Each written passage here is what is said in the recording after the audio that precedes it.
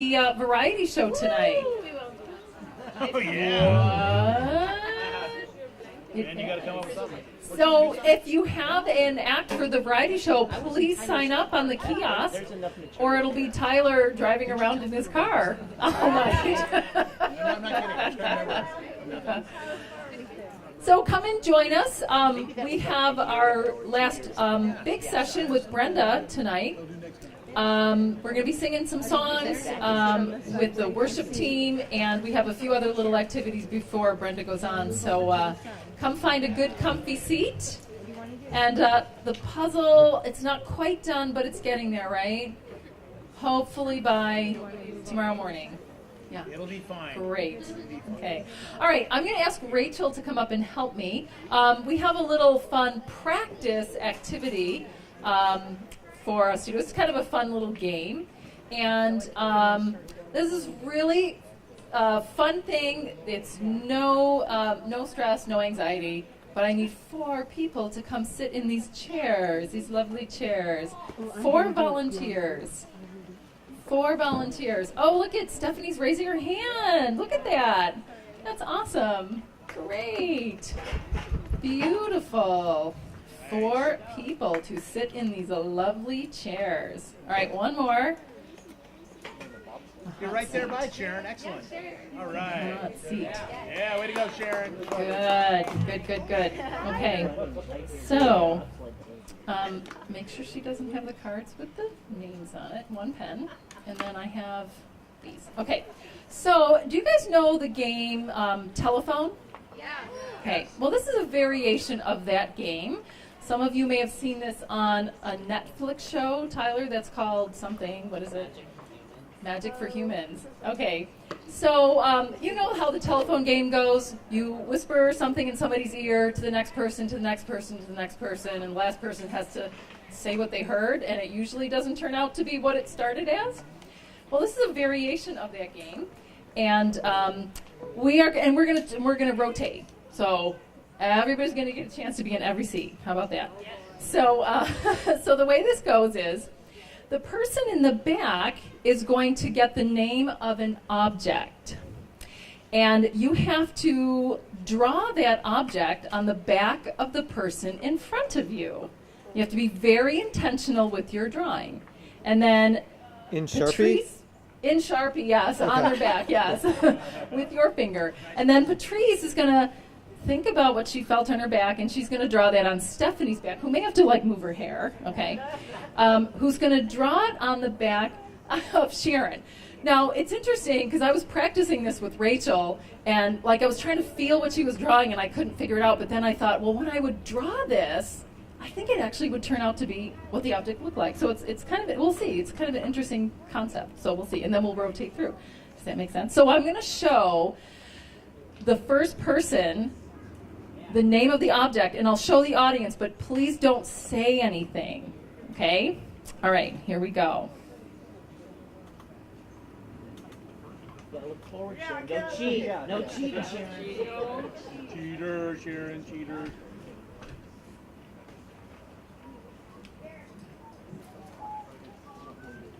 All right, so the word, don't shout it out, don't say anything, but here's the word. You can just go ahead. So this is what Bailey and Tyler are drawing on Patrice's back. Be very intentional.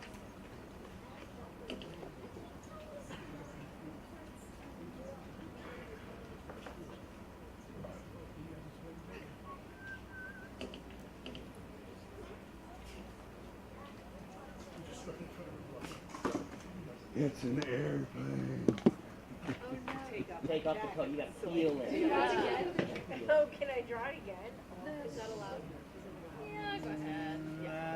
We're just practicing. Okay, if it's not perfect. Oh, I get it.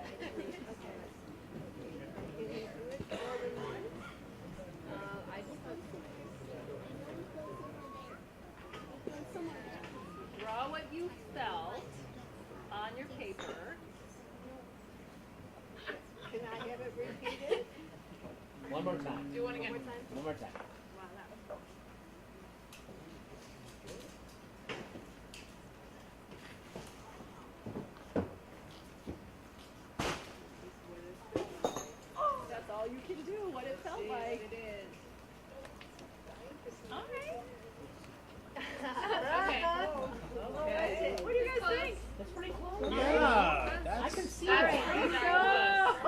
float.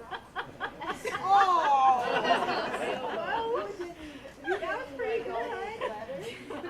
How much you drew a sailboat. They had drew a sailboat. Picture. Yeah. So pretty. Yeah. All right, so we're gonna rope. We're gonna move. And Sharon, we're gonna go to the mat. All right. You're really supposed to write it.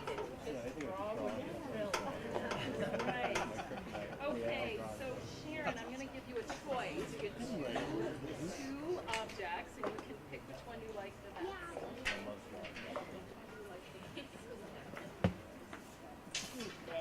Okay, so be very intentional. Wait. And you can draw it here and you can draw it here. Okay.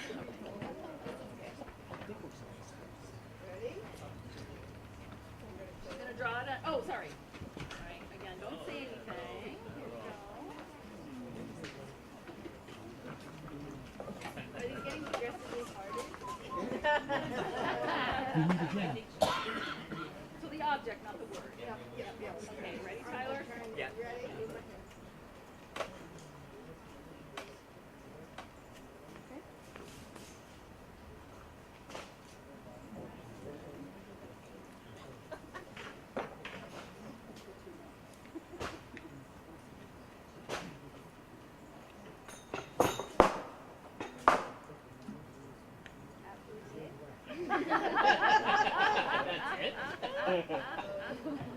Wait, okay, we can do it twice. Okay.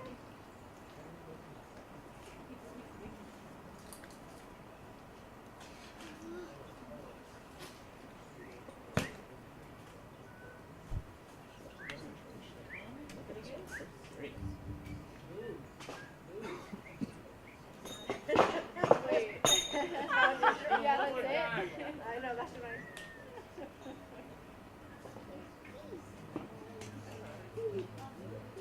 Adding to the tension of this.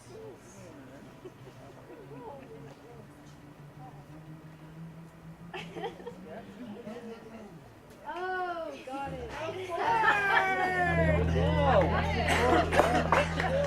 All right, rotate. Hey, nice song. Did you? That was your spot?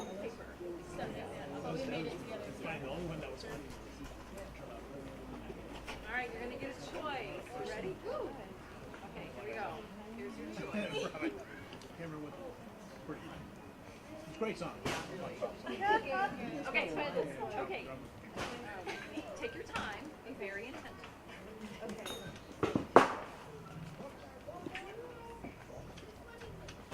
Okay.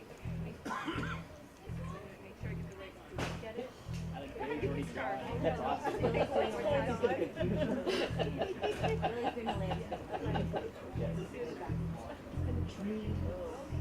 I don't know what it is, but I'll go through the motion.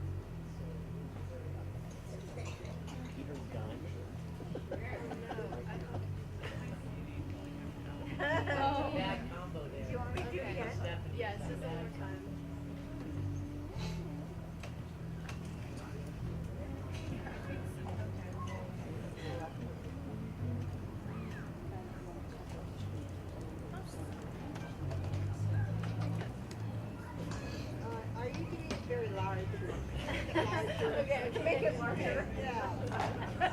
She can't see it. Sharon, has your hands gone on strike?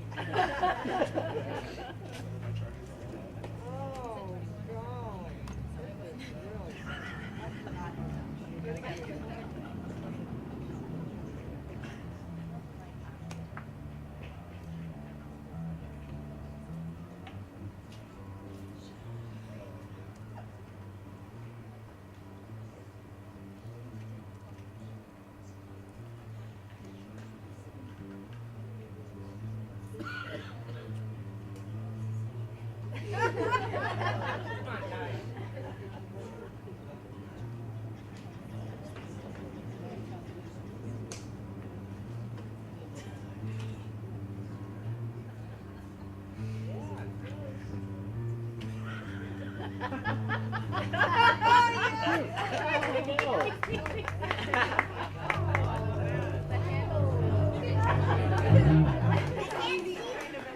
Nicely done, people. Good job, that was outstanding. So we have one more activity, and for this one you need to partner up with somebody just at your table. We're not going to make you stand up or do anything. Just find somebody to sit with. And then Rachel and I are going to hand out to you a little card, okay, to each person, and a pencil. And actually, Stephanie, if you can help us. So each person has to get a card and a pencil for cards.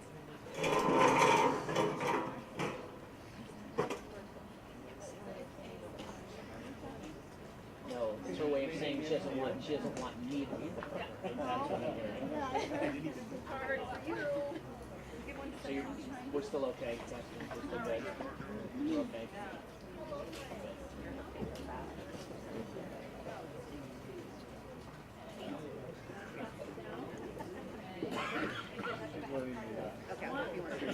I see that. She's masculine. Oh, you have to have a partner for this. We have one more.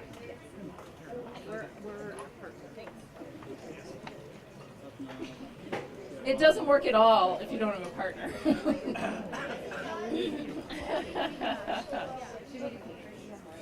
Oh, there should be more in the blue bag. I know. Okay. So you have to face your partner. You have to face your partner. You have to be able to look at their face. Yes. It's like I'm looking in a mirror. Now the hard part is you have to keep staring at your partner's face. Okay. Okay. You cannot look at your paper and you have to draw their face. Do not look at your paper. Do not look at your paper. Look at the picture. I can look down at my paper before I start drawing.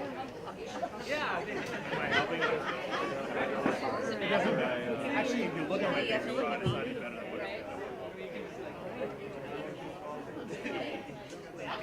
Oh, you can't look at your paper. It's like scribble head.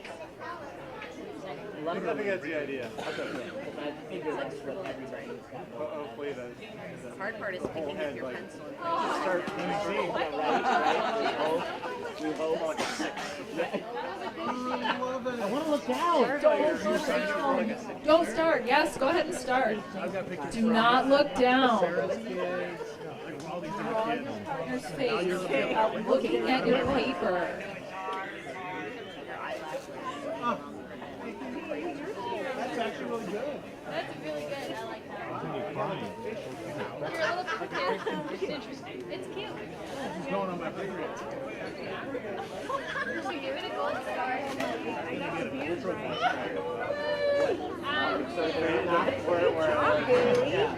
I'm gonna see if you're gonna see a cookie. See all this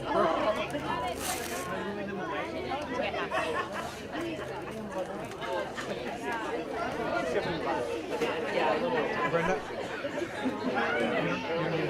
Right on. Yeah. That helps? That helps? Yeah.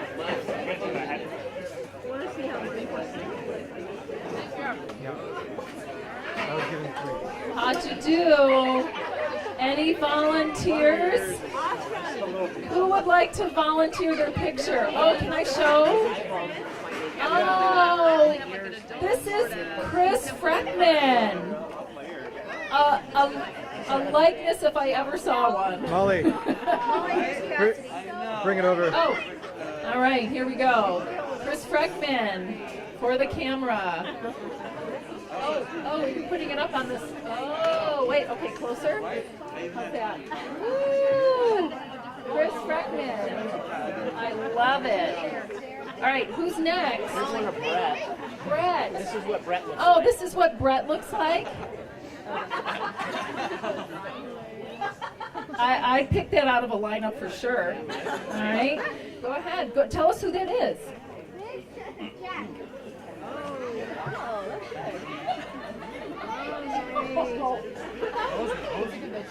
Wow. So Molly, I didn't have a piece of paper, but I did a perfect recreation of Katie. That's awesome. That's Cassidy. Right? You are. I mean, I had That's time to pretty color it out and good. shade it. Yeah, I never looked at a drawing once. Awesome. Any other volunteers? So is this your mom? Yeah. Mary, you're kind of a hot mess there.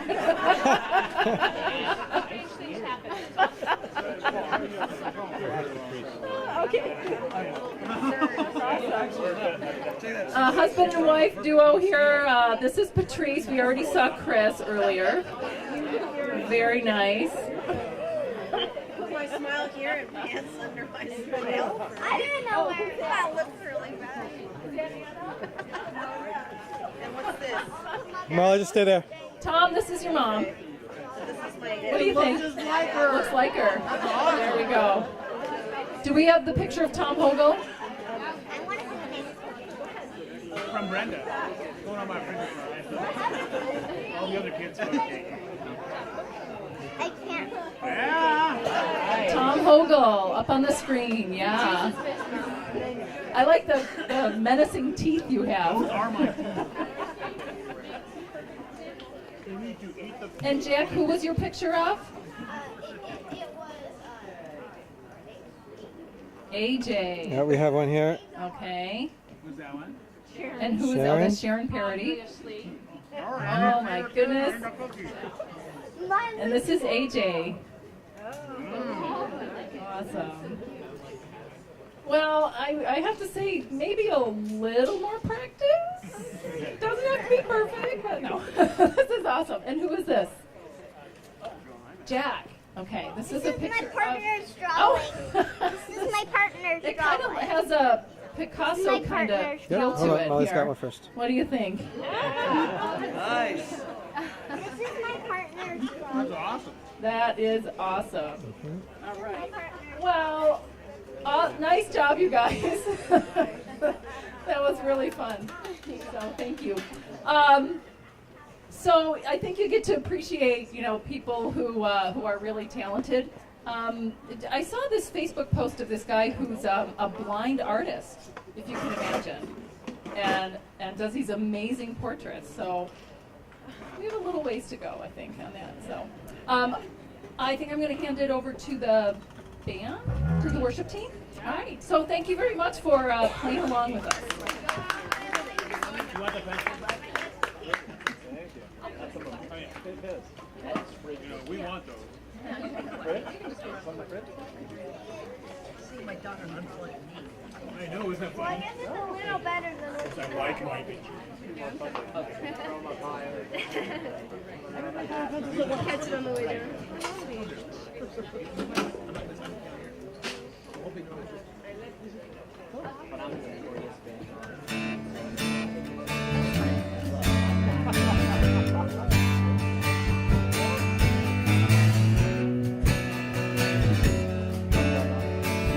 Sing along with us. Great is your faithfulness, O God. You wrestle with the sinner's restless heart. You lead us by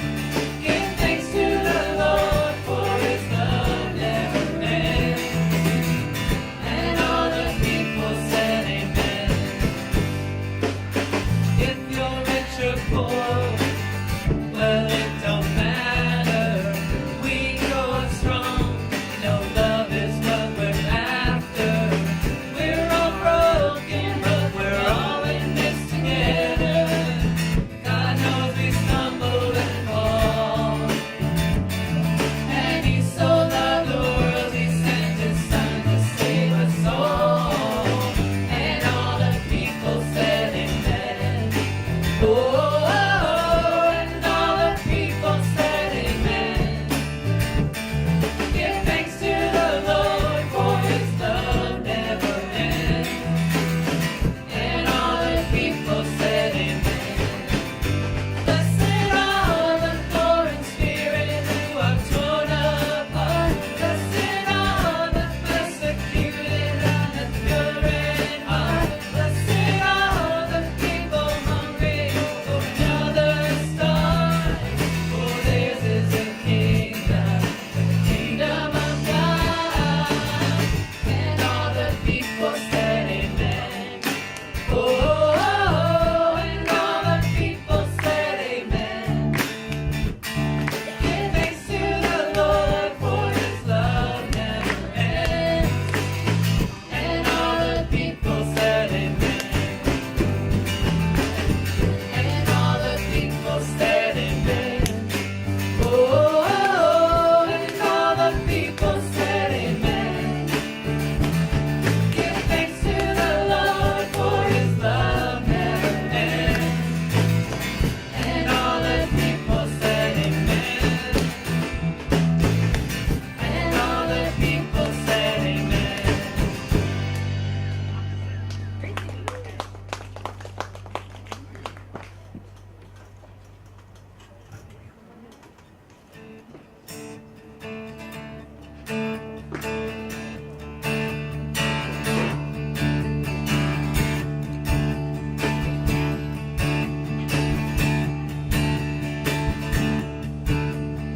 Sing to the King who is coming to reign.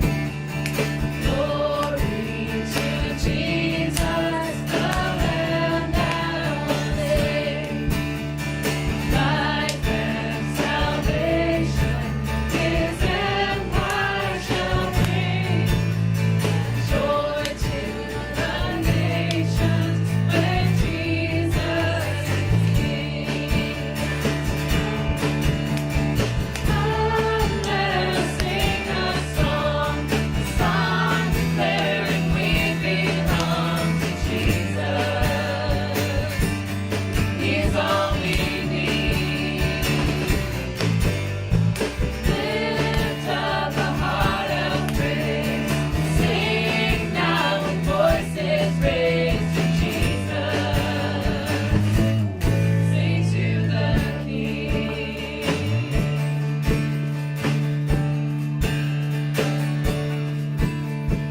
For his returning, we watch and we pray. We will be ready, the dawn of day. We'll join in singing with all that we need. Satan is vanquished and Jesus is King.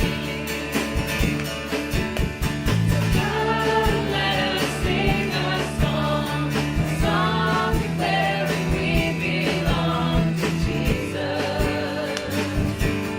He's all we need. Lift up a heart of praise. Sing now with voices raised to Jesus. Sing to the King.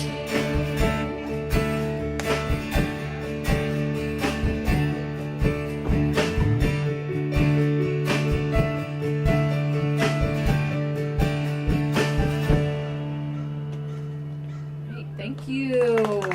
Woo-hoo.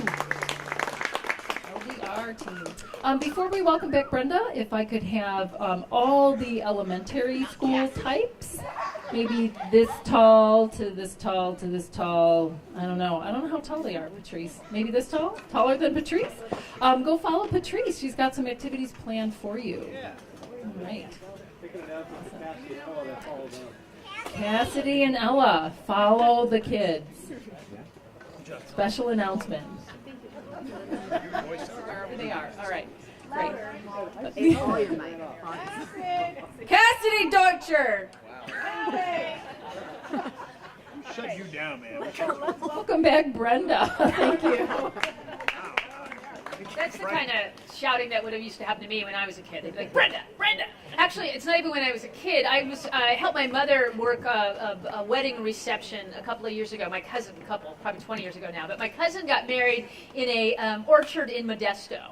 And so to save money, they had the family set up the whole reception. And so we had to put out all of these tables and all of the table linens and the settings and the lights and everything. And I was walking. I hadn't seen a lot of my family in a long time, so my mother, who is amazing, but 20 years older than me, was setting all the tables and running around. And oh, by the way, it was 105 degrees in Modesto, and I'm talking to people, and all of a sudden, from across the meadow, my mother screams, "Brenda!" And I thought, am I 11 years old? I mean, I totally felt like it, but she needed me, and I hadn't come. So I can't say that I get yelled at like that when I'm a kid. I got yelled at that when I was probably 45 years old. So that happened. Anyway, I'm kind of relieved that the kids went away. I thought they were going to, and I thought, oh, wow, I have really planned this last session to be for people who've had a few years on them, and the kids would just be like, this is the worst thing that's ever happened to me. So I'm happy to talk a little bit about some of the stuff that we've talked about over the last couple of days, but also try to talk about something I think is really, really interesting. Richard Rohr has written many wonderful books, but one that I love a lot is called Falling Upwards. And I don't know how well you know that book, but there's some terrific teachings that make so much sense to me about our life of not being perfect, but very much our life of becoming complete. And so I want to talk a bit about that today. But before we begin, I do want to give some credit to this morning's service. That Eucharistic prayer, the part at communion that everybody was reading, I wish I could say I wrote that, but that comes from Gail Ramshaw, who is a well-known Lutheran liturgist in our churches. She has published many, many wonderful things, and there's a new book out, and I don't remember what it's called, Pray and Praise or something like that, but Thanksgivings and Prayers for the Table and the Font. And I loved what she wrote about Jesus putting on the clothing of, clothing us with himself after we had fallen from what Adam and Eve had done. And a lot of it really tied in so beautifully with the Genesis text and all of that. So I love that, but then I added some pieces to it that sort of tied us to the "Who told you were naked" part. So that was something that happened. There was also that Eucharistic prayer where we all said, "All shall be well."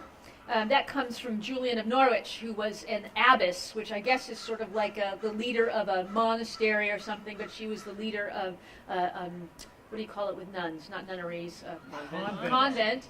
But she actually lived in a room up above the church by herself for decades and just prayed. And one of her famous sayings is, "All shall be well, and all shall be well, and all manner of all shall be well." Which I always go, you could have used an editor. So we cut that down a little bit, and yet there's something beautiful about the repeating of "all shall be well, and all shall be well, and all manner of things shall be well." What I wanted to talk to you about was something that Richard Rohr understands about there's two halves of life. There's the first half of life in which we spend all of our time trying to build our life, figure out who we are, separate ourselves out, make the container in which we say, "This is me." And in the second half of life, we figure out what to fill that container with. Now, this is a very basic idea, and yet many of us have not really been able to name that our life has two different pieces to it. And so I want us to think a little bit about that today, and we're actually going to talk about it. There's some times where I'm going to ask you to consider that and maybe talk amongst yourselves. But think about the first half of life. Think about how we raise our children.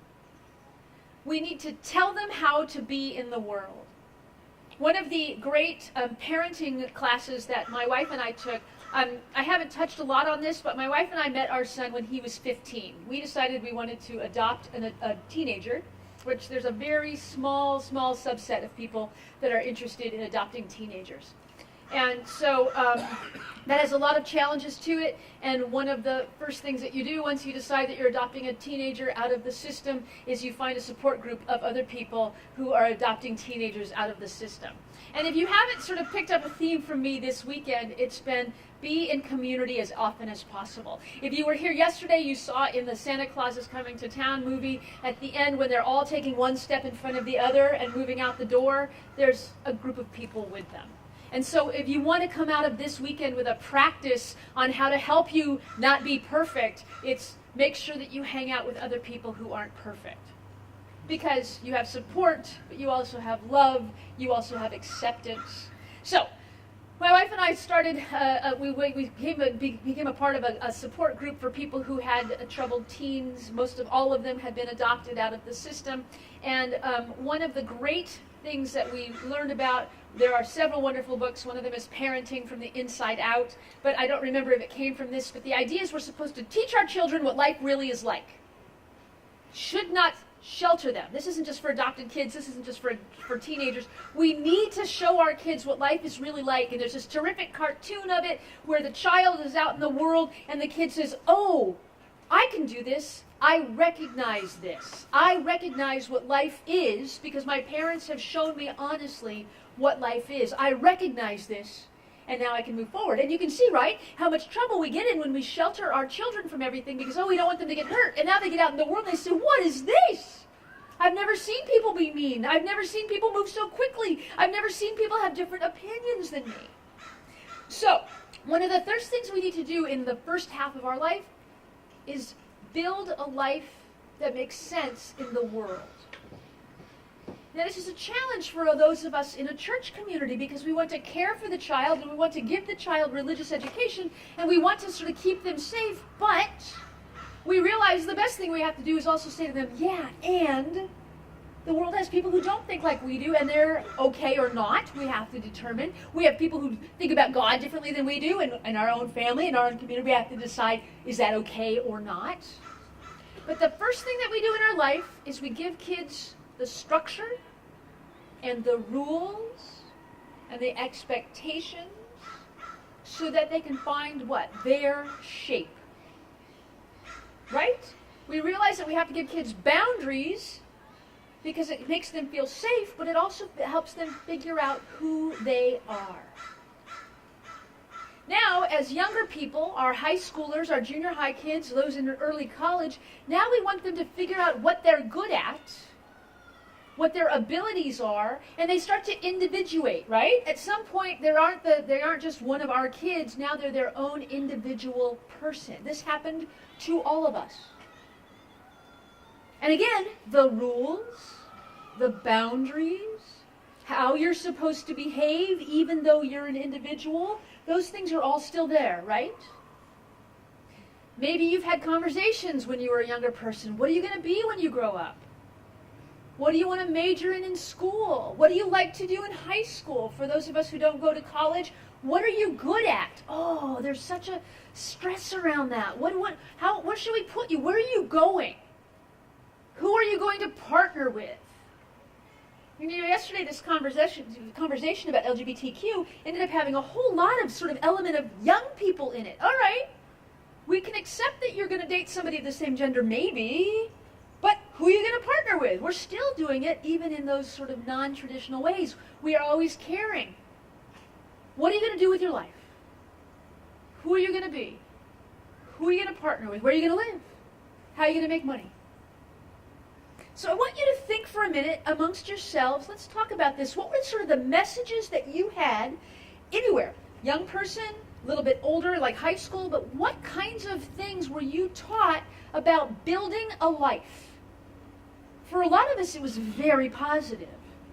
For some of us, it was a little harder. Oh man, my grandpa was on me every minute to make enough money. You know, those types of things. But how did you build a life? What kind of messages did you get? About where to go to school, or who to marry, or what kind of faith you should have, or what kind of car you should drive, or everybody in our family goes to college so you have to, or whatever that was. What kinds of messages did you have about how to build that first half of life? How did it serve you really well? And how did it make it a little bit difficult? Okay? So let's take a few minutes and sort of consider that and talk to each other about that, and just kind of, we won't ask you to necessarily answer, tell answers. You might, if we can see about that, but think about that for a minute. When you were building the first half of your life, now, I'm mindful that some of you are still in the first half of your life. This is not necessarily a time that you've changed to the second half of your life. Some of us were forced as 12-year-olds to move into the second half of our life, where we had to move out of the building. We already had enough disappointments, and we'll talk about the second half in a minute. Some of us might be 60 and say, I'm still kind of building that part of my life. So this isn't really about a number, but this is about the building phase, okay? So you're building the container of your life. What messages did you get about that? How did they serve you well? And how maybe were they difficult, okay? So let's sort of form small groups however you want. If you just want to listen while somebody else verbally processes, that's okay. But let's take maybe, 5 minutes and kind of think about that, okay? Wow.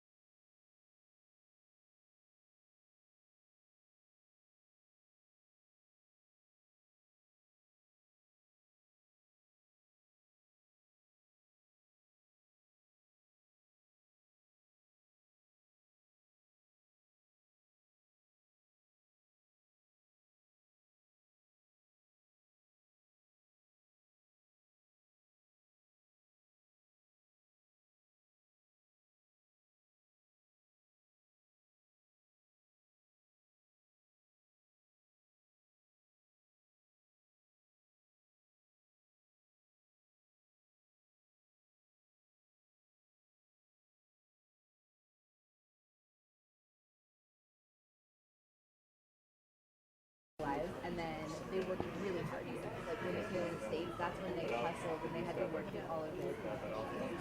And then How was that for you? Was that kind of interesting? Yeah.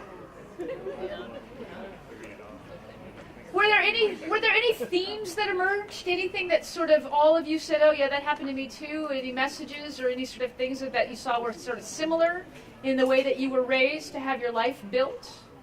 Yes, Sam. We had expectations. Expectations. Right?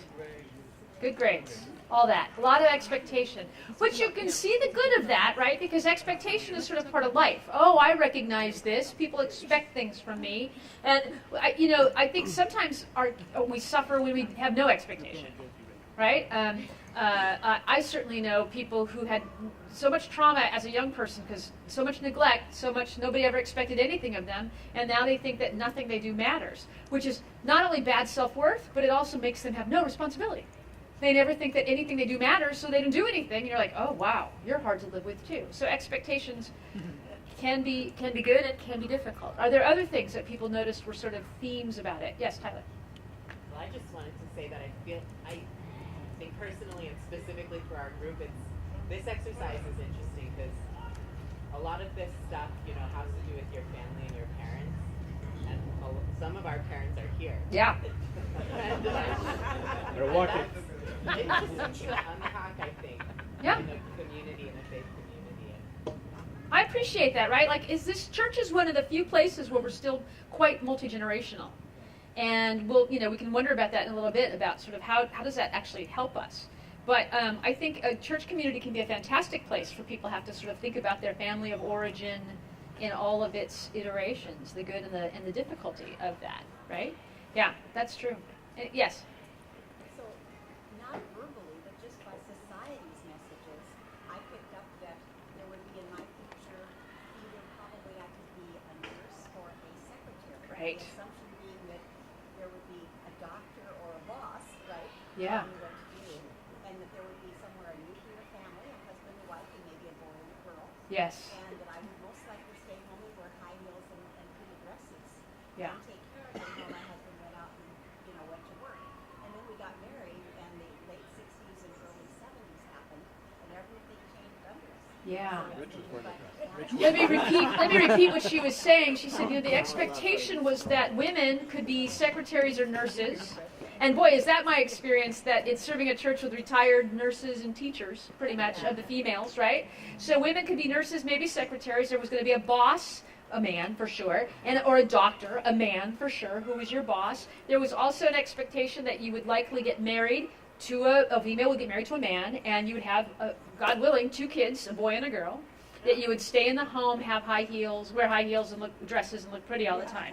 So she might have gone for that, actually sort of had that expected life, and then as life changes, either our own stuff happens, which we'll talk about in a second, or society changes, and suddenly you need 2 incomes and women are supposed to be educated and all these different things. You said I was doing what I was supposed to do, and now the bottom falls out, and we've got a whole other life that we've got to, right? I mean, that happened to a lot of us.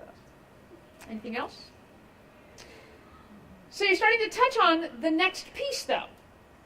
We have this building of our first half of life and what's supposed to happen. And everybody has a moment where that falls apart. Some of us, it happens as a child in our parents' divorce. Some of us, it happens when we can't get into the school we thought we were going to get into. Some of us, it happens when we're young marrieds and our child isn't what we thought they were going to be. Some of us have it when they can't get the job they want. So, there's a time when life happens. And unfortunately, society tells us we should be able to avoid that by doing the right thing. The Bible actually tells us that's not the way it's going to go. Right? The Bible actually says life is hard and we need God. But we have this assumption that if we get it all right, we build it all perfectly, it's going to stay forever. And of course, that's not true. And so we move into the second half of life. The way that we do that is we have to move past home. We have to move past either the illusion or the lie or the expectation that we were raised with. This is not an anti-parent thing I'm saying. Each of us know, right? Even the Bible says a man must leave his parents and a woman must leave her home for them to join together. And although that's a marriage statement, we understand that to also mean anybody who's going to go out into the world and grow up has to leave that which was behind them. It doesn't have to be an angry thing. It doesn't have to be, I'm out of here, I can't stand you. It can just be, I'm moving on. I'm going to college. I'm getting my own place. My parents have divorced. My mother died. I mean, there can be a lot of different reasons that there is. But all of us have a moment when we stepped away from what that was. Sometimes it's our faith structure. Sometimes we say, I can't go to that church I went to as a child because they're either too liberal or they're too conservative or they hate me or I hate them or whatever. Again, sometimes it's violent and sometimes it's not. But we all had to move away from something. The Bible is filled with those characters, right? I mean, the entire episode of God reaching out to Abraham, what did he say to Abraham? Go, leave your father's house and enter into the promised land that I will give you. Moses had to leave Pharaoh's palace and go be among his people. Then the slaves had to leave Egypt to go into the wilderness. Even Jesus, as a baby, had to leave home to flee Herod. The disciples, and the word disciple means follower, became apostles, which means those who were sent. Even the disciples, when they met their destiny, had to leave. So your next question is, when did you have to leave home? Whatever that means. That could mean your parents. That could mean a certain expectation. That could mean an unhappy marriage. That could mean a job. When did you leave home and what made you do it? So think about that for a few minutes. Now, some of you are a little bit younger, but I think you probably have some of that happening already, right? As you've moved out of, that painful time when you were a little kid and then you're a little bit older.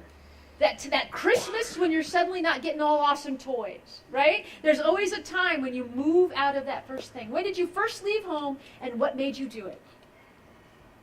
Talk about that for a few minutes.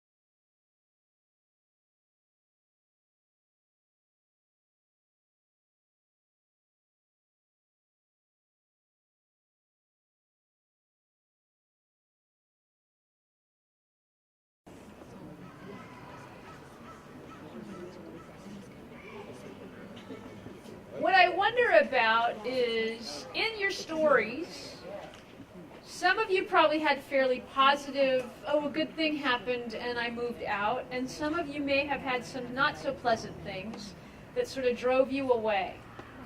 But would you say in these stories, when somebody had a pretty good life built beforehand, there was stability, they knew who they were, could you tell on some stories the move out was not so bad because of who they had already, the life they'd already built for themselves?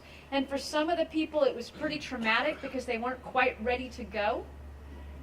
Did you have any of that happen? You don't have to share those stories, but you can see that there's a difference between when we're sort of stable and ready and when we're not. And you can see how that looks in the second half of life when we know people who are really not okay. And it's because they never got to build the container strong to begin with. Let me read you a quote from Richard Rohr. Unless you build your first house well, you will never truly leave it. To build your house well is ironically to be nudged beyond its doors. So it's important to build your life well. It's important that we build in our first half of life, that we do give our kids stability, that we have stability, that we do know who we are, that our container can be full. So it's not good to sort of say to kids, you'll figure it out along the way. I mean, there are some wisdoms in the second half of life that are good, that involve not being so sure of yourself, that involve not knowing how it's all going to work out, and the beauty of that. But you can't do that to a 10-year-old. Right? Because they won't ever get the ground beneath their feet. I mean, an example that comes to me is, we don't do this as much anymore, especially in like Lutheran society, but I certainly knew a lot of kids when I was in an evangelical church, they'd be 18, 20, 22 years old, and they'd be like, well, what are you going to do with your life? I don't know. I'm sure God will show me. Right? And after a while you go, oh. I remember a man came to ask a guy if he could marry her daughter, and the guy said, well, what's your plan? I mean, how will you support the two of you? I don't know. Well, do you have a job? No. I'm sure the Lord will provide. That's not a good answer, right? So, it is true that as we become older, we can have a little bit more of that because we have our own security. We know who we are. We know our shape. But you do need to have a plan of some sort in order to then move away from the plan. Right? They always say, like, an artist needs to know how to paint so that then they can break the rules to paint the way they want to paint. Right? If I went to seminary and they said, just do communion however you want, that's not good. We had to know exactly how to do it. We got tested on how to do it so that now I know how to do it and can adjust. We've got a million examples of that in our life, right? About the things that we have to know how to do it so that we can then converge away from it, and it's okay. So the first half of life is supposed to build us up, and then the second half of life we can break the rules a little bit more. But unfortunately, usually there has to be suffering. And once again, some of us have been told, oh, as a Christian, I shouldn't have to suffer. Fortunately, Lutherans know that's not true. And really, this is the strength of our version of Christianity, that we understand and love the cross. They sometimes call it the theology of the cross. We understand that you don't get Easter without Good Friday. We understand that you have to suffer in order to be resurrected. And so we understand that suffering is part of that shift. And we do better with suffering if we've had a strong start, right? And so some of us come to faith late in life because we need to sort of set that up. We need to get that rock underneath of us. I can't tell you how many people have joined my church in the last 2 years that are 65, 70 years old, and they never had faith, but their life has fallen apart so many times, they're like, I need to get the rock underneath my feet. And I think church is going to help me. Or people who had church when they were 20 years old and then went off and had life, and they're like, I need to get it back together. And I want this solid faith. I want the Bible. I want a community to help me. And they're always embarrassed. Sorry, I haven't been here before now. It's okay. You're here now. You know? In my own life, I was very involved in a Baptist congregation when I was 18 years old, and I was in it until I was 24. And I was very much a part of a singing group and an outreach group. We would sing in prisons, we would sing in shopping malls, and then we'd have an altar call, and all these people would come, and I, as like an 18-year-old, would tell them all about Jesus. And it's amazing that nobody slapped me and said, I don't think you know enough about Jesus, because you haven't lived life yet. But they let us do these sort of outreach things, and I was super involved. And obviously it worked later that it made sense for my life to become a pastor. But at about 24, I decided I needed to leave the church because I came out to myself. And I thought, there's no place for me as a gay person. I mean, I can't be in church. And I was in a congregation that very much believed that. So I had to leave church for a long time. About 18 years later, I might be getting the math a little bit wrong, but it was a long time, because I remember when I was talking to God about it, it had been 18 years.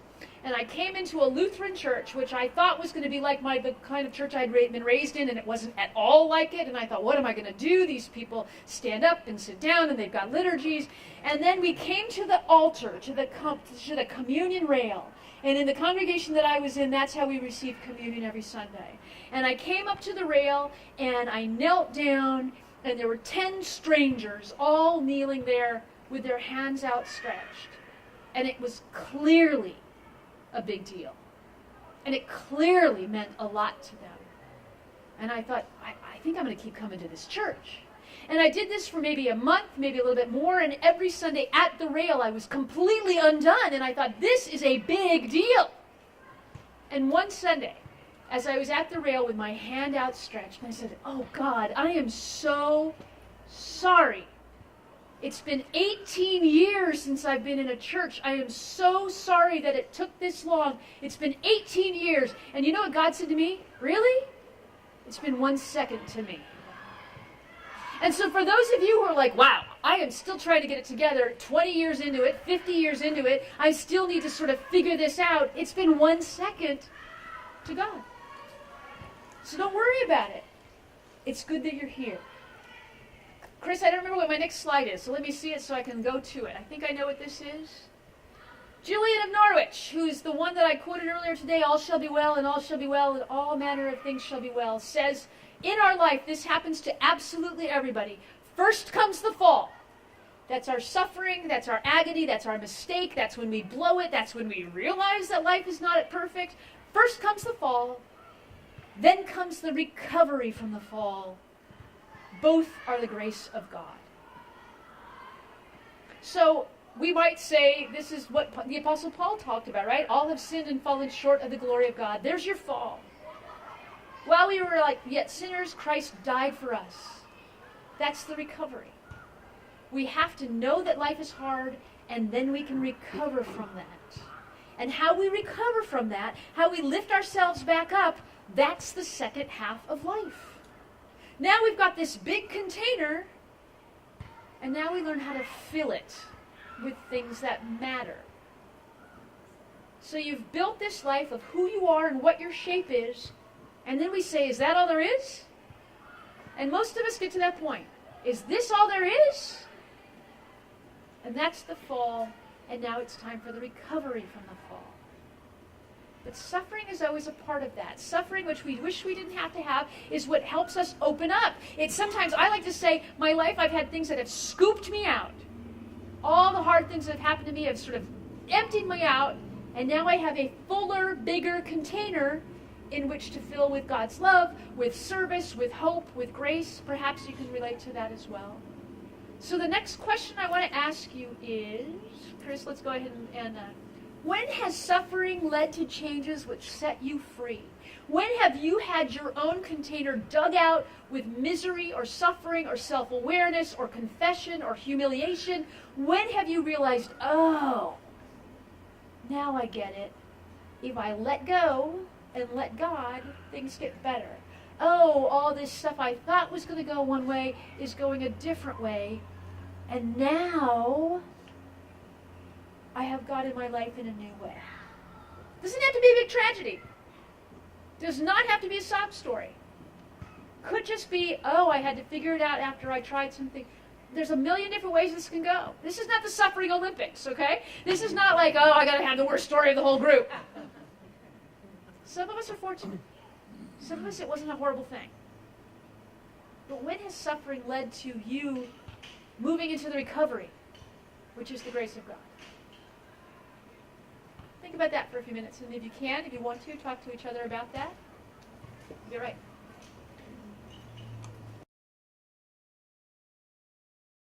These are sacred times. These are sacred conversations. So please hold them with kindness and compassion and confidentiality, okay? So I think we can all sort of know that we can trust each other, but hold this with care, okay? Thanks.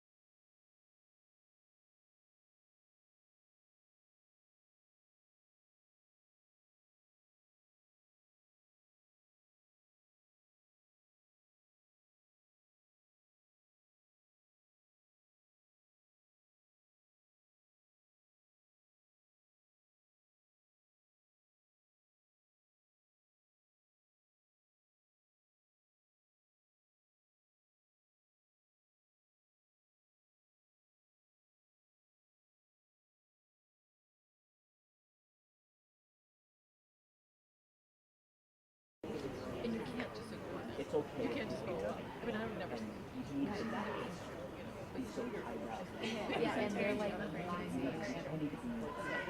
let's come back when you're ready. when you're all about where you are. And it was probably God suffering over what it is. And it was probably one of the most liberating things when he said, you don't have to do this. All right, let's join the group again. Care about Grace says no. it took me a while to That's a good thing. internalize it. It's like one of the biggest learnings of my life. So we didn't have to understand it. It's okay. We didn't have to be thankful. Have you had some themes sort of emerge in these stories? And these are painful stories for some of us, for sure. But have you had any sort of themes come up that you find with people who had suffering and then found some wholeness or some hope? Is there anything that you'd sort of like to say without sort of giving away too much of a story, but times where, yeah, actually, I couldn't tell at the time. Thought it was over in the middle of it, but then there was some real healing there. Anybody have anything like that they want to say? It's okay if you don't. I think as a theme, it's like during the hard times, just really sticking through with it, like keep going. Keep going. Long, Yeah. Yeah. not stopping. Yeah. And there are different things that kind of give us the strength to do that. You know, for some of us it's going to be faith, for others it's going to be family, something just within us that we can't even name, right? And sometimes you say, oh yeah, that was God. You know, I don't know what else it was. That kind of thing. Yeah, I remember for years my therapist would say, is there a message, or like my spiritual director would say, is there a message that you keep getting from God? Keep going. It was about as much as I had sometimes, right? Keep going. Yeah. Anyone else? I was very mistake or break through is to take advantage and learn from it. And I love the theme of your container, just making your container stronger for the next time, and then most important to know what so all this sort of cliche were just examples of making that container stronger for the next time. I've always thought, how do we benefit myself and the world? Right. I love it. Just the idea of making stronger. He's saying this idea of like our suffering, how do you keep going? Well, you're making your container stronger for the next one. You know, and that's really true. So it's interesting to think about that. All of us who've had these experiences that we think they should have knocked me down, and here I still am. This is how we get elders. This is how we get wisdom. Is people who have lived life and survived it and know things. So as Richard Rohr says, if the first half of life is about the 10 Commandments, do this, don't do that, do this, don't do that, the second half of life is the Beatitudes. Blessed are the peacemakers. Blessed are those who mourn. Blessed are the meek. Blessed are the pure in heart. It's not so much the to-do list as much as the being list. Isn't that interesting?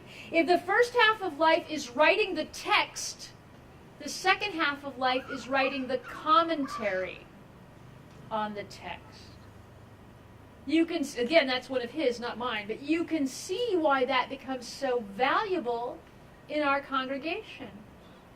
If the first half of life is about learning how to stand out, the second half of life is learning how to get along.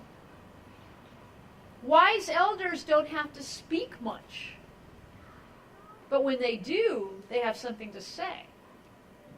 And it can be very few words, but they're worth listening to.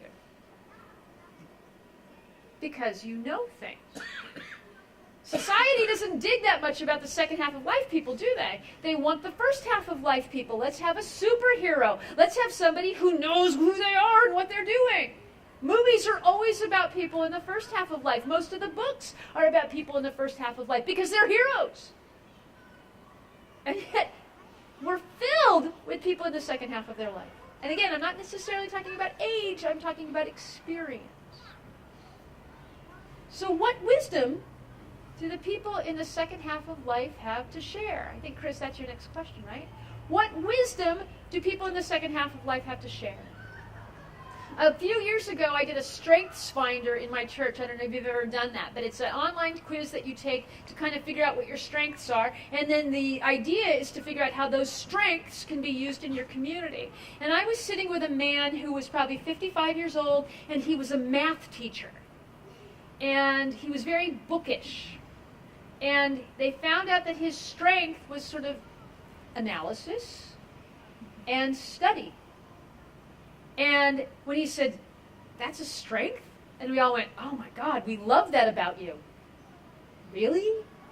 And here's a guy who's 55 years old who had wisdom to give to a group. And we all knew it, but he didn't. I can be a guy who likes to read books, and that's a good thing? We're crazy about that about you, but he never knew it.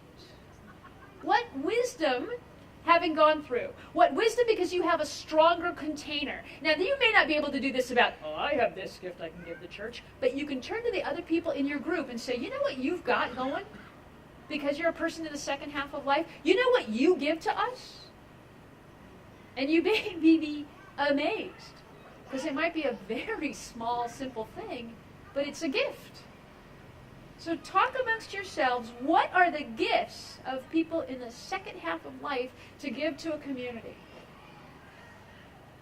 I will tell you, some Sundays, I think the best thing I do on some Sundays is this. That's all I do, and I think, "Oh, that was the most sacred moment of the whole thing." That's simple, right? But sometimes I think that's the best thing I do all Sunday. So, what wisdom do people in the second half of life have to give?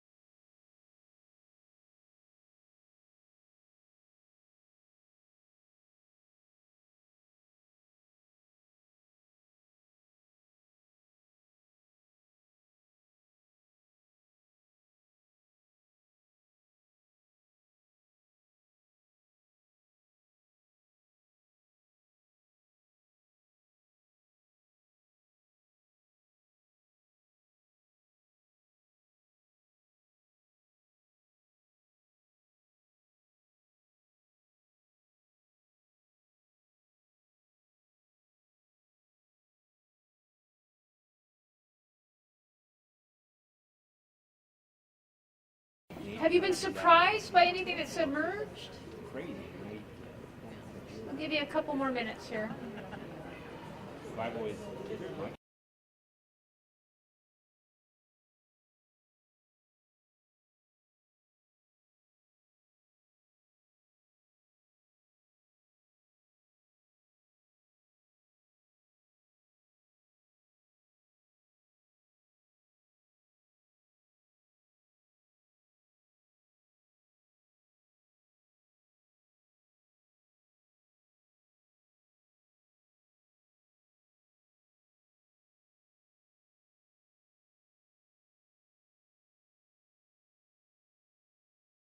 overreacting, I think, is a huge one. Right? I think that's a huge one, is not overreacting, because partly you've got a sense of yourself anymore, so you're not in a panic, and also you've seen a lot. Oh, this isn't that bad. 20 years ago we survived this, right? And more empathy because we've been through it together. Yeah. But I think just not overreacting could be the gift for the whole church right there, right? Definitely. What else did people kind of come up with that people in the second half of life what kind of wisdom they may have? Perspective. Perspective. Yeah. Perspective is so great. And that's something that an immature, young personality, it doesn't have enough perspective. And so once you've got, my home congregation, at one point before I was there, about 15 years before I was there, the congregation I was telling you about were at the communion rail. It was so meaningful. They had gotten down to 12 people. Can you imagine? And I'm sure they were like, well, this is the end of us. But they kind of held on, and they built back up. And by the time I got there, they were 50, and by the time I left, they were about 80. And then they fell back down to 50, and so the fall from 80 to 50 wasn't so scary, because they're like, we've done this before. We were down to 12. God is faithful. That's the perspective I want in my church, as opposed to people go, well, it used to be 300, what are we doing? And so, yeah, perspective. Anybody else have any? Just a practical one. They drink better whiskey. They drink better whiskey. They tend to have better parties. True story. No, but right? Everybody thinks, oh, I wish I partied like I was 21. Really? Because the 70-year-old's got the better booze. Yeah. Hey. Their life pace is slower and more contemplative when you deal with I deal with a lot of young moms in my school. Yeah. And it's like their pace. Pick up, 30 seconds, hi, get your lunch, water bottle, go. And Yeah. Grandma's like, how did she do today? Yeah, right? The perspective, because once again, we've seen more, we've got more time. And I think this is really important, that wisdom, that calm, that perspective is utilized in communities and in congregations. Because we've given away our ego. That's not as important anymore. I'm not trying to prove anything anymore. My container now holds love and patience and acceptance. And so I'm not jockeying for position. I'm not being the loudest voice in the room. I am not as worried about this. I have seen God be faithful for 65 years, so I can help you with that. And so I'm hoping that those of you who are in the second half of life are starting to stand a little straighter. Wait, I have a gift. And I'm hoping for those of you who are in the first half of life, you see where your strength is, because you're part of that sort of that growing and that learning and that deepening, and you've got something to share as well. So if you've lost your ego, you might be a little bit more generous, because it's not about me anymore, I can give away. Right? And we really do see that. We get to the point where we've got some extra time because maybe we're retired, and maybe we've got a little bit of cash because we're not putting a kid through school anymore. And so really what you want in your church are people who are maybe done with work and are still healthy enough to be volunteers. They may not be able to climb ladders, but they've got a heart, and they're generous, and they've got a chance to give more, and they have perspective, so maybe their hospitality is stronger, because they've seen what it's like to be welcomed. And they're not worried about what are people going to think of me, and so they're open more. You can see where Jesus can use people like that. So with that perspective, with that lack of ego, with that ability to be more generous. Now you might say, well, wait, I'm on a fixed income now. I can't. Yeah, I think you can, on some level, right? Maybe you're not writing $40,000 checks, maybe you are. But there's other ways that you can be generous now, and we're not holding on to things so tight.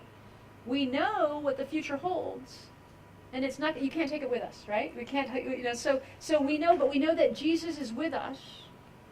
We know what the end of this story is. So maybe we can be a little bit less anxious. Hard. And for some of us, we're feeling more and more anxious as our bodies are failing us and our checking accounts are dwindling and all of that. But again, there is a spiritual community that can help you see value in yourself in those in those fading times. I'm different now. I can't do, I had a woman in my congregation who suffered so much because she didn't have the body anymore. She couldn't do as much work at the church. And can I tell you, every one of the closets at my church has suffered since she's died because she was the one that cleaned all of them out. But she got sort of so sick that she couldn't help anymore. And now what was her purpose? Well, no one could pray like she could. No one could read the Bible like she could. No one could tell the pastor what the pastor was doing well like she could. So there, in the second half of life, she was an enormous gift to us. But here, now in the last question, what do people in the first half of life and the second half of life, what gifts do they have to give to the whole church? And it's not necessarily they're the ones climbing ladders, it's not necessarily they're the ones writing the big check, but what kind of wisdom do people in the second half of life have, but also what kinds of wisdom do the people in the first half of life have, and how can those two things be brought into mission together to bring Bethel into the future, more faithful, more hopeful, more trusting, more generous, more hospitable, following Jesus more, take better risks, be more thoughtful. What does it look like? Dream about that for a couple of minutes. What can people in the second half of life bring to the church, and what can people in the first half of life bring to the church?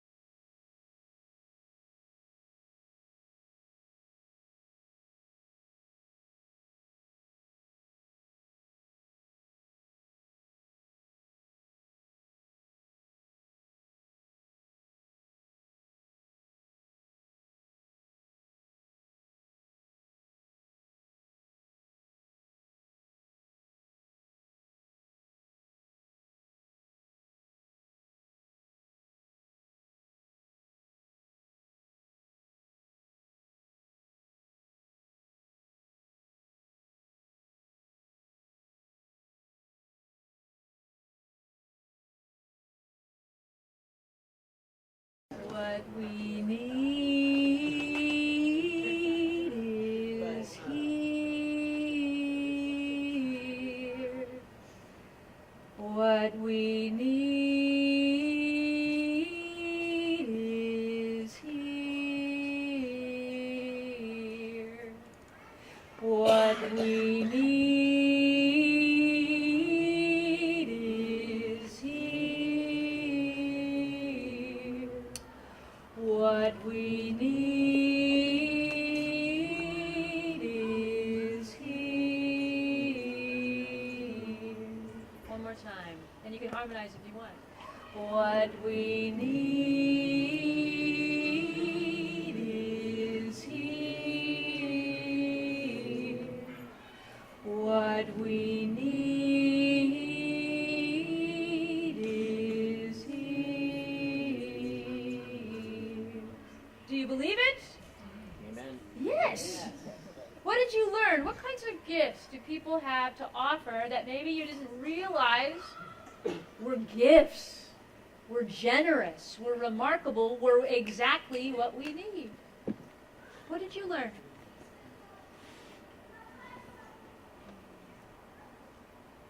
Some of you have some very nice smiles on your face, like, actually, I did learn a little something. And I'm going to hold on to that, because if I say it out loud, I got to do it. The Holy Spirit moves in this way. This is how the Holy Spirit works. Where something is said and you go, huh, I did see a hand. What were you going to say? So we were talking about spiritual journey. Yeah. As a person who has of their life, they've gone through a lot spiritually. Yeah, the spiritual journey. And ups and downs. Yeah. How God has touched you or not touched you. Yeah.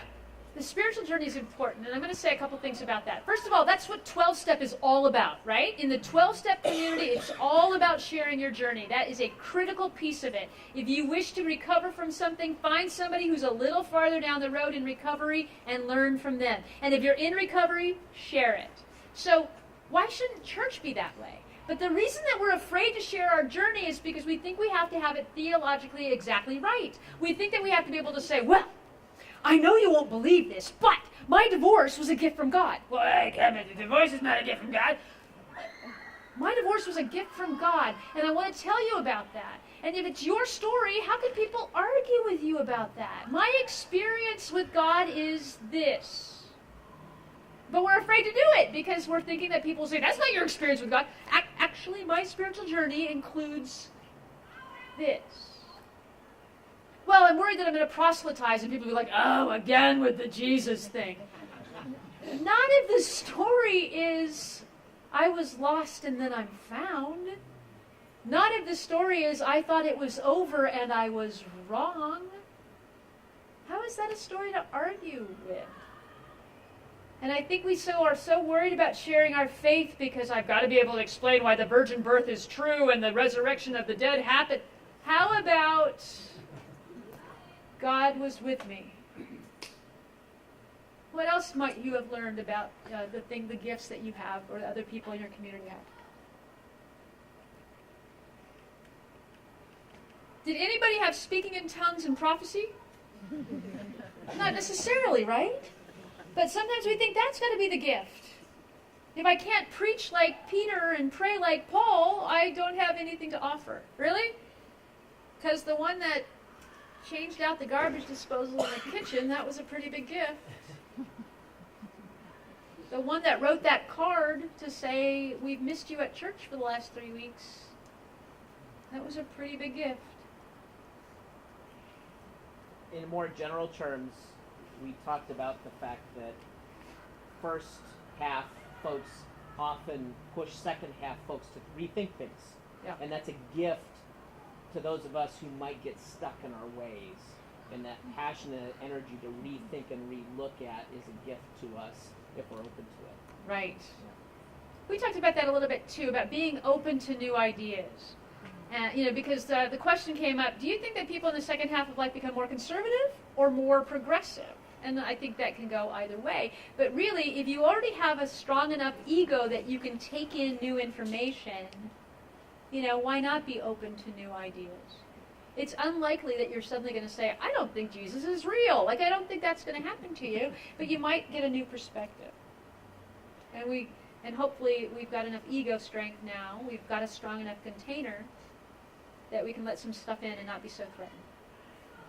Right? Anything else? We talked about the first service and the second service, and because the first service is more on Half of life? Half The of first, life. the attenders of the first service are more in the second half of life. Uh-huh. Yeah, and then like how do we as a community combine those two groups so that we can learn from each other? How can we learn from each other in the two different services because they sort of are possibly divided by age and interest, kind of. Mm-hmm. Yeah. If you figure it out, let me know. From my church, yeah. But right, what can we learn from each other, right?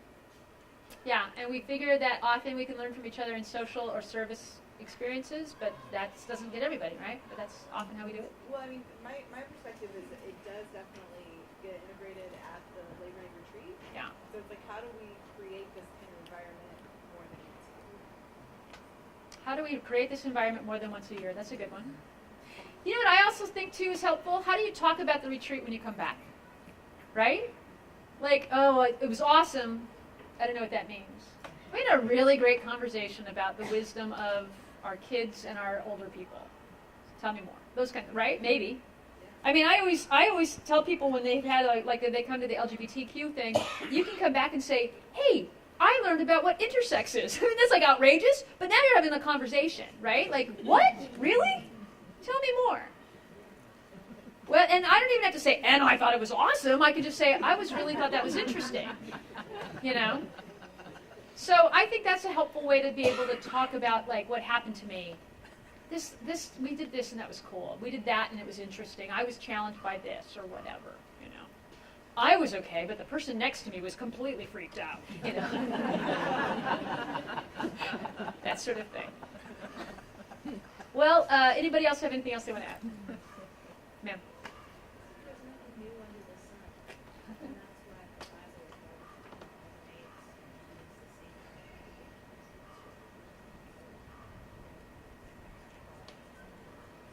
resonates and Yeah, nothing new under the sun, which is why the Bible is actually still relevant, because we're all still the same people going through the same stuff. And if we can share what's going on in our lives, we'll find out that somebody else has the same thing. Again, coming out of a 12-step perspective, so often if you've ever been in a 12-step meeting, the newcomers come in and they say, I'm completely freaked out about my life because this, and this, and they're always so sad and crying because they feel like they're the only person in the world that's ever had this kind of heartache. They are the only person in the world who's got a DUI. They're the only person in the world whose kid is an alcoholic. They're the only person in the world who overeats in a way that's uncontrollable. Whatever it is. And they stand there and they say, I'm so filled with all this agony because I'm alone. And I always wish the entire group would stand up and say, so am I. Like, we're all in this together. But there is something wonderful about being able to share, and we discover that we're not alone, ever. Yeah. Which I think is something that church can do better than anything if we tell the truth.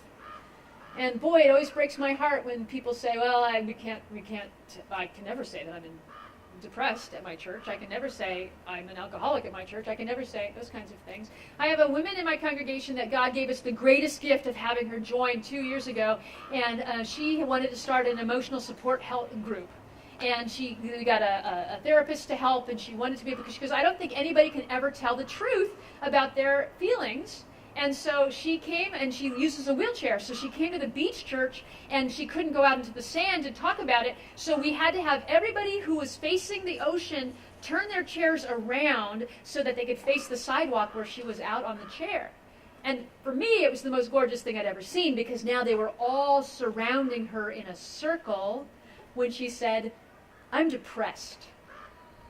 And I'm sure other people are too.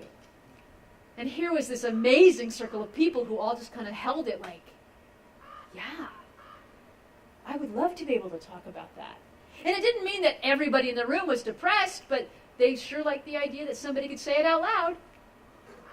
You know, and so that's, I think, what the church can do best, is when we can tell the truth about the things that are hurting us. And hopefully today you got a little bit of a chance to play with that and see that it was okay. So you can imagine, right, how that's going to blow your church up in new ways if you haven't done a lot of that by yourself or in certain groups. How wonderful. How wonderful to tell the truth, right? Anything else? All right, let's pray. What we need is here. What we need is here. Oh God, you've made us so brave and so honest and so broken and so whole at the same time. Because you had the gorgeous idea to send your Son to walk among us, to know us and be broken with us and live with us and die with us and then rise again to show us how to do it. We thank you that we have stories that can show times when you've been with us, in the good and in the bad, in the fall and the recovery from the fall. And we thank you that we are here today being faithful and hopeful and honest. Bless this group. Bless their families, their businesses, their churches, their church, their homes, their bodies, their souls. Bring healing and wholeness and hope and new ideas of where they can serve you and each other. We thank you for this beautiful place. We thank you for the history this place has for people here and this church here and other Christians in the world. We ask that you bless the leadership of this church. We ask that you bless the followers of this church, the children, the seniors, everybody in between. Give them courage and hope. Let them share more and more of themselves with you and each other and themselves. In Jesus' name we pray. Amen. Amen. Thank you. Good job.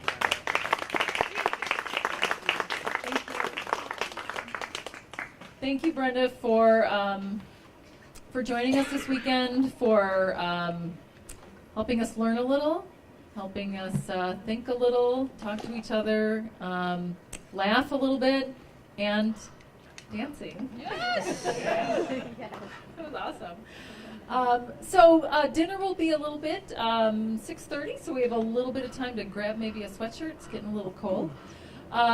Variety hour. I still see room for acts up there, so put your acts up there. Tyler is going to be hosting tonight. We're also looking, if you have your favorite little minute or two video clip that you think is super funny, you can come and tell us, and maybe we can key that up with Chris Larson. So we have some fun things. Variety shows at 8 o'clock. After that, the elementary school kids, 1st through 5th grade, are going to be upstairs in Upper Jensen. I believe we're still looking for a parent. A good man. That's Holly's line. Yes, Holly's looking for a good man. So I think we have a sign up, but come and talk to me or Tom if you are able to help host that event.